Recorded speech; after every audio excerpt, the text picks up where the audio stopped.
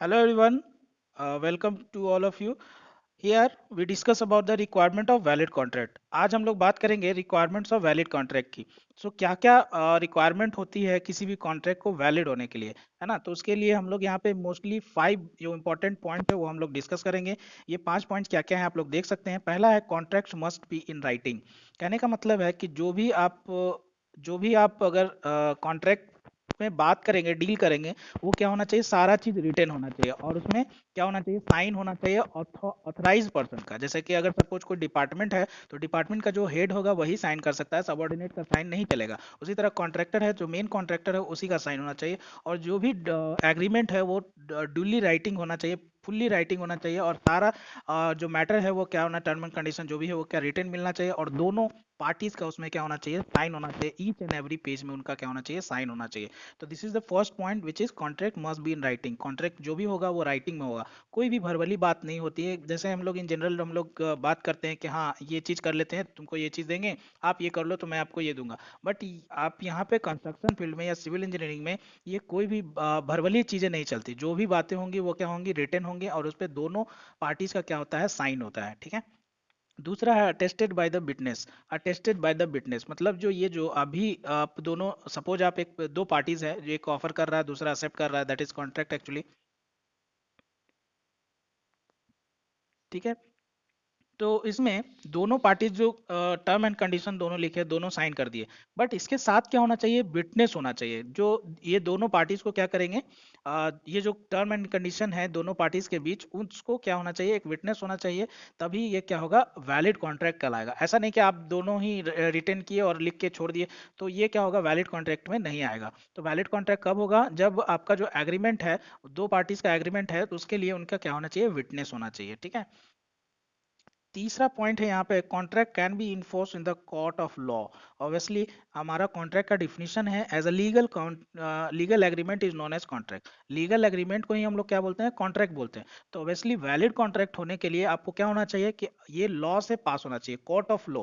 ताकि अगर by chance दोनों पार्टी के बीच कोई भी डिस्प्यूट होता है, तो आप कहाँ जा सकते हो, कोर्ट जा सकते हो. और फाइनली आप क्या कर सकते हो, जो डिस्प्यूट है उसको सॉर्ट आउट कर सकते हो. ठीक है. तभी आपको क्या होगा, दोनों पार्टीज का नुकसान बच जाएगा. इसलिए जो भी कॉन्ट्रैक्ट जो होगा वो इन्फोर्स्ड बाय लॉ, या फिर आप बोल सकते हैं कि कोर्ट लॉ जो है, कोर्ट ऑफ लॉ जो है, उससे क्या होना चाहिए, लीगल होना चाहिए. तभी आप क्या कर सकते हैं, एक वैलिड कॉन्ट्रैक्ट बना सकते हैं. तो रिक्वायरमेंट क्या है वैलिड कॉन्ट्रैक्ट का, कि आपका जो एग्रीमेंट है वो लॉफुल एग्रीमेंट होना चाहिए. इसका आप ऐसे भी समझ सकते हैं कि सपोज कीजिए कि आप दोनों पार्टी ने बिना लीगल, बिना कोर्ट का अगर आप क्या किए, एग्रीमेंट किए, तो बाय चांस बीच में अगर कॉन्ट्रैक्टर छोड़ देता है या फिर ऑनर नहीं बनवाता है, तो इसमें इनडायरेक्टली आप दोनों का नुकसान होता है. तो दोनों का टाइम भी जाता है, पैसा भी जाता है. और जो फील्ड है कंस्ट्रक्शन का वो भी क्या होता है, प्रॉब्लम, उसमें भी क्या होता है, डिफिकल्टीज आती है. तो इसको हम लोग क्या बोलते हैं, इसलिए हम लोग क्या रखते हैं कि अगर आप वैलिड कॉन्ट्रैक्ट बना रहे हैं, अगर आप वैलिड कॉन्ट्रैक्ट करना चाहते हैं, तो आपको क्या होना चाहिए, लॉफुल एग्रीमेंट होना चाहिए. ठीक है. नेक्स्ट जो है पार्टी कंसर्न. नेक्स्ट है party concern must be competent. Competent का मतलब होता है कि कैपेबिलिटी. ठीक है, कैपेबल होना. मतलब ये जो दोनों पार्टी हैं, क्या होना चाहिए, कैपेबल होना चाहिए. ये दोनों दो एस्पेक्ट्स हैं कैपेबिलिटी का. पहला एस्पेक्ट है कि वो साउंड, एक तो पर्सन क्या होना चाहिए, साउंड माइंड होना चाहिए. उसको समझ होनी चाहिए. जैसे एग्रीमेंट कर रहा है, कोई मैड आदमी क्या कर सकता है, एग्रीमेंट नहीं कर सकता है. ठीक है. दूसरी चीज कि उसके पास उतना फंड होना चाहिए. सपोज कीजिए कोई कॉन्ट्रैक्टर के पास फंड है नहीं, और वो क्या कर रहा है, करोड़ों का प्रोजेक्ट लेना चाहता है, तो इनडायरेक्टली ऑनर को क्या होगा, नुकसान होगा. तो इसलिए ये जो है कैपेबिलिटी, कॉम्पिटेंट होना चाहिए. दोनों जो पार्टी हैं वो क्या होना चाहिए, ऑनर के पास भी कोई प्रोजेक्ट कर रहा है तो उसके लिए भी उसके पास एक फंड होना चाहिए, ताकि वो प्रोजेक्ट आगे कंटिन्यू कर सके. या कॉन्ट्रैक्टर है उसके पास भी कैपेबिलिटी होना चाहिए. जो कैपेबिलिटी मीन्स कहने का मतलब कि उसके पास इंस्ट्रूमेंट्स होने चाहिए, लेबर्स होने चाहिए, मशीनरीज होने चाहिए. तो ये सारी चीजें अगर नहीं होंगी तो वो क्या कर पाएगा, कंस्ट्रक्ट नहीं कर पाएगा. तो ये हुआ. दूसरा एस्पेक्ट है कि वो 18 प्लस होना चाहिए, साउंड माइंड होना चाहिए, समझदार होना चाहिए. उसको अंडरस्टैंडिंग होगा, जो भी साइन कर रहा है उसका अंडरस्टैंडिंग होना चाहिए कि किन टर्म एंड कंडीशनों से क्या किया है, उसने साइन किया है. तो इस फोर्थ पॉइंट वही है, property is concern must be competent. Okay. So next one, last one is property should give free consent of agreement. कहने का मतलब है कि यहाँ पर जो भी एग्रीमेंट हो रहा है, जो एग्रीमेंट होगा वो सेम ओपिनियन होना चाहिए दोनों का। कोई भी फोर्सली नहीं करवाना है, मतलब कि आप जैसे कि कॉन्ट्रैक्टर फोर्सफुली वो काम कर रहा है ऐसा भी नहीं होना चाहिए, या ओनर फोर्सफुली इसी कॉन्ट्रैक्टर से बना रहा है ऐसा भी नहीं होना चाहिए। ऐसे होने से क्या होगा, कॉन्ट्रैक्ट क्या होगा, वैलिड नहीं होगा। क्यों? क्योंकि ना अगर कॉन्ट्रैक्टर का मन नहीं है तो अच्छा से काम नहीं करेगा, तो अच्छा जो आपका आउटपुट है वो आएगा नहीं। ओनर अगर ये काम आपसे करवाना नहीं चाहता था तो वो भी क्या करेगा, हर चीज में आपको क्या करेगा, ऑब्स्टेकल करेगा। तो वो चीजें नहीं होनी चाहिए। दोनों जो है फ्री कंसेंट फॉर एग्रीमेंट होना चाहिए। दोनों का ओपिनियन क्या होना चाहिए, सेम होना चाहिए किसी एक प्रोजेक्ट को बनाने में, कि ऑनर भी चाहे कि हाँ ये चीज़ हमको बनाना है, और कॉन्ट्रैक्टर भी क्या हो, इसी चीज़ पे राजी हो कि हाँ हमको ये चीज़ बना दूंगा। तो ये होता है फ्री कंसेंट। मीन्स कि अब दोनों क्या हो, फ्री ऑफ माइंड, मतलब कि जो ऑफर कर रहा है कोई ऑनर, और जो कॉन्ट्रैक्टर है वो उसको एक्सेप्ट करे उसके टर्म एंड कंडीशन में, तभी क्या होगा, वैलिड कॉन्ट्रैक्ट होगा। ठीक है, कि जो आपको बनवाना चाहता है और जो बनाने वाला है, ये दोनों अगर उसी टर्म एंड कंडीशन में अगर राजी होते हैं तभी एक वैलिड कॉन्ट्रैक्ट कहलाता है। तो ये थे रिक्वायरमेंट्स ऑफ वैलिड कॉन्ट्रैक्ट जो कि पास थे। आइए थोड़ा सा लैंग्वेज हम लोग देख लेते हैं, लैंग्वेज में क्या क्या है। तो फर्स्ट है, contract must be in writing. According to law the contract should be in writing, should be sign by the both the parties. Obviously क्या होना चाहिए, रिटेन में होना चाहिए। वर्बली कोई चीजें बात नहीं होती है। सो रिटेन में होगा तो आपका क्या होगा, दोनों पार्टी द्वारा क्या होगा, रिटेन होगा, और दोनों पार्टी उसमें क्या करेंगे, साइन करेंगे। ईच एंड एवरी पेज में, जितने भी पेज ऑफ एग्रीमेंट है सारे पेज में क्या होता है, दोनों का साइन होता है। In case of government, in case the government department, the officer duly authorize the signed contract on behalf of the department। हाँ, अगर गवर्नमेंट डिपार्टमेंट है तो उसको ऑफिसर होगा, हेड ऑफिसर, वही क्या करेगा, साइन करेगा। नेक्स्ट है attested bye witness. The signature of both the parties should be attested by another responsible person और ऑफिसर। जो दोनों पार्टी जो साइन किए हैं वहां पे एक क्या करने चाहिए, रिस्पॉन्सिबल पर्सन या ऑफिसर जो है उनका भी क्या होना चाहिए, अटेस्टेड होना चाहिए, that is the witness actually. तो ये ऑफिसर किस टाइप का होना चाहिए, ये उसी फील्ड से हो तो ज़्यादा अच्छा होता है, और ये दोनों के म्यूचुअल अंडरस्टैंडिंग में ही उनको रखा जाता है। ऐसा नहीं कोई बहुत दूर से ला दिया गया है या जिसको कोई भी नॉलेज नहीं उस चीज़ के, उसको नहीं रखते हैं इसमें। ध्यान कोशिश करते हैं कि वो जो ऑफिसर है वो इसी फील्ड से रिलेटेड हो, और वो दोनों के म्यूचुअल हो, मतलब दोनों लोग जो है उस पर क्या हो, सहमत हो। तो ये हम लोग ध्यान रखते हैं विटनेस के टाइम में। The seal of the department of the officer is also fix the agreement. मतलब कि उस डिपार्टमेंट का क्या होना चाहिए, सील होना चाहिए, मोहर होना चाहिए, कि इस डिपार्टमेंट द्वारा बना रहा है। ठीक है, तो ये जैसे साइन है उसी तरह जैसे डिपार्टमेंट का जो मोहर होता है उसका भी एक वैल्यू होता है। तो वो जो भी एग्रीमेंट हुआ है रिटर्न में, उसमें क्या होना चाहिए, सील ऑफ द डिपार्टमेंट होना चाहिए। ठीक है। Contract can be enforced in a court of law. All the conditions should be according to law because the court can force only such conditions.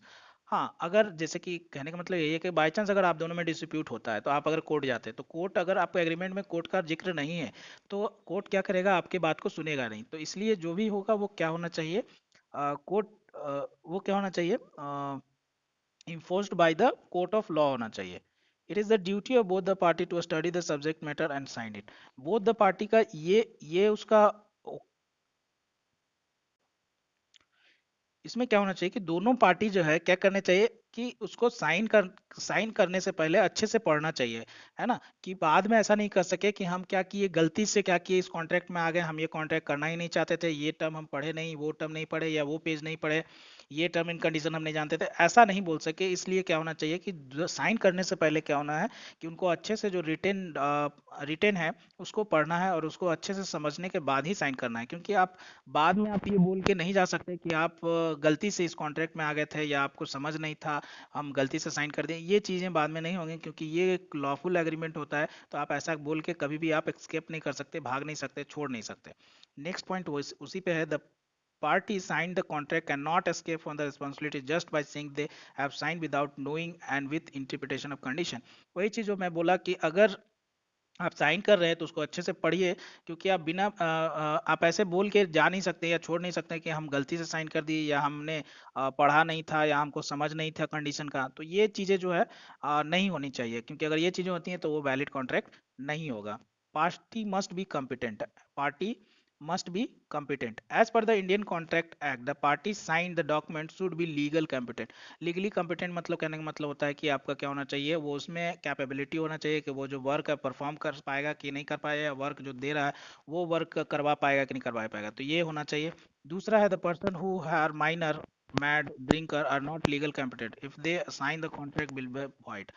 जैसे कि अगर 18 से कम उम्र का है, पागल इंसान है, ड्रंकर है या फिर साउंड माइंड का नहीं है, समझ उसमें नहीं है, तो वो अगर साइन करते हैं तो उसको साइन को वैलिड नहीं माना जाता है और वो कॉन्ट्रैक्ट क्या हो जाएगा, इनवैलिड हो जाएगा। सो लास्ट वन यहाँ पे है, party should give free consent. Both the parties should sign the document without any force by other parties. Both the parties should sign the document without any force by other party. है ना, यहाँ पे जो भी काम करना है, क्योंकि देखिए यहाँ पे दोनों के बीच दोनों का इंपॉर्टेंट है। अगर ऑनर कुछ कराना चाहता है या कॉन्ट्रैक्टर अगर कुछ करना चाहता है तो दोनों को यहाँ पे बेनिफिट होता है, ठीक है। तो यहाँ पे ऐसा नहीं होना चाहिए कि किसी के दबाव में आप क्या करें, एग्रीमेंट को साइन करें, ठीक है। तो दोनों क्या होने चाहिए, फ्री होने चाहिए, फ्री ऑफ माइंड क्या होना चाहिए, एक डील पे सहमत होना चाहिए, सेम ओपिनियन होना चाहिए, तभी क्या करना चाहिए, एग्रीमेंट करना चाहिए। अदरवाइज बाद में डिस्प्यूट होने के चांसेस बढ़ जाएंगे और वो क्या कहलाएगा, वैलिड कॉन्ट्रैक्ट नहीं कहलाएगा। So these are the requirements of valid contract. Okay.